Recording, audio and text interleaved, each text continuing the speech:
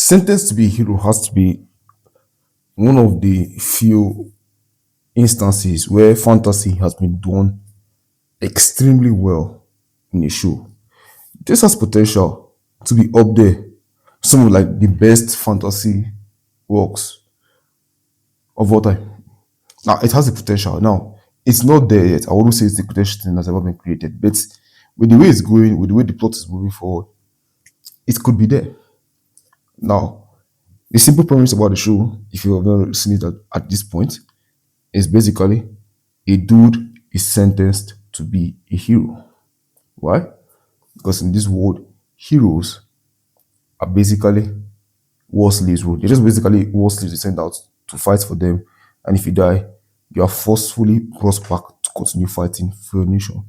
Which, in theory, has to be one of the worst fates ever like given to anybody. Imagine dying and getting forced back into your body to continue fighting. And let's say they use your body in the process, let's say your body gets burnt or destroyed. They can bring back your soul into another body and force you to keep fighting. Hell no. That has to be one of the worst experiences anybody could undergo. Imagine waking up in some dude's body and that guy is like, let's say he's fat and one of his fingers are missing. Say, I don't want to imagine that. Oh, that universe is one of the worst things that has ever happened to any human being. I can't imagine something so dangerous. Like, bro, imagine bringing your body back into a woman. No. This just brings a bit of topics, but it seems that that's basically how the world is. If you're sentenced to be a hero, you can be brought back to continue fighting for your nation because at this point you're a slave for no life, for eternity. To keep fighting for a nation that doesn't appreciate you, doesn't see you as a person because you're a hero. And in this world, heroes are trash. So our main character is a dude who has been condemned to be a hero.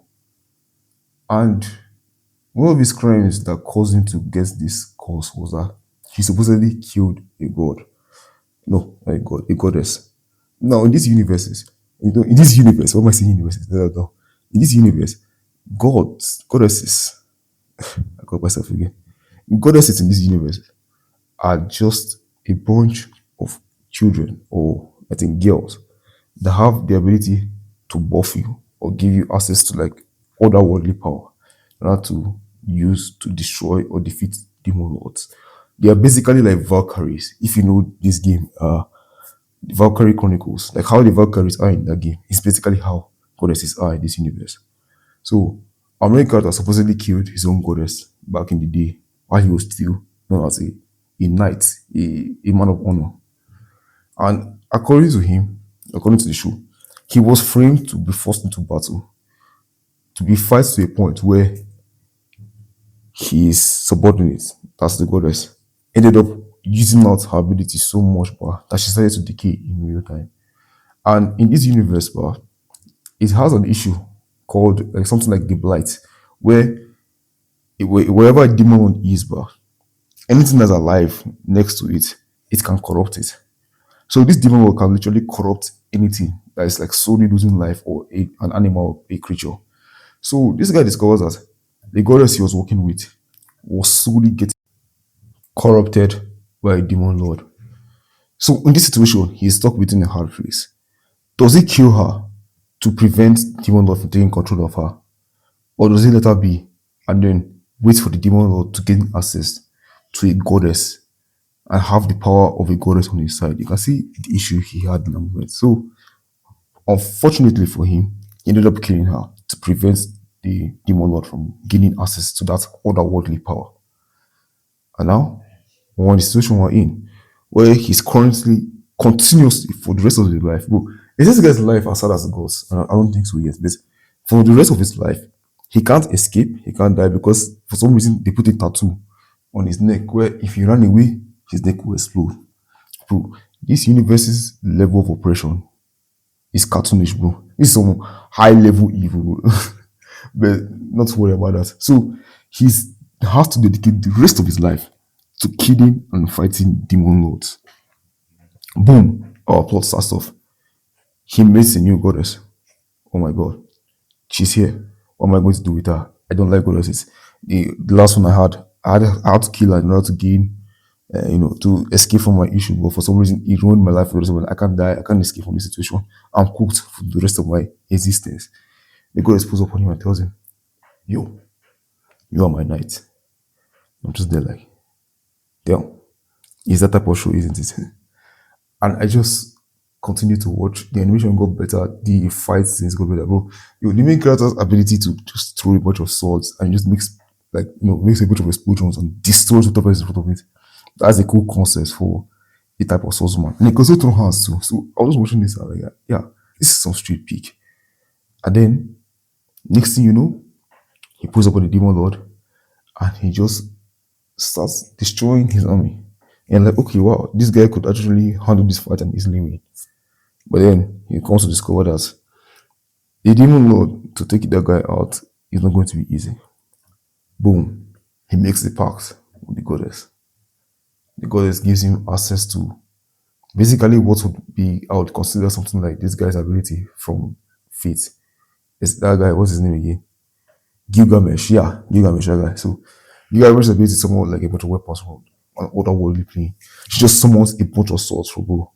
And with that, he just buffs him because he's known as the sword and bone guy. So he just picks up the sword and just starts going to town, every living thing, destroying every demon. And then they end up like taking out the demon with a fuse or a bomb reactor. And then the demon dies. He has his goddess, but boom, you have to remember, he has killed a goddess before. Before the show ends, we discover that, hey, we can't let you gain access to this goddess. Why? Because you are a goddess killer. And due to that, you are a heretic. You are a criminal. You are a sinner. So, this goddess here, you can have her. That is your crime.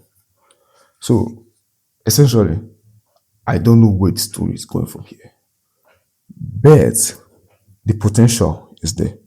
The potential for this show to be like set up like this could be our Attack on Titan for this generation. And people will be like, oh, that doesn't make any sense. Overall, you're having this up too much. But eh, the potential is there. It might be mediocre, it might be good, it might be memorable. But in terms of potential, this could be one of the ones.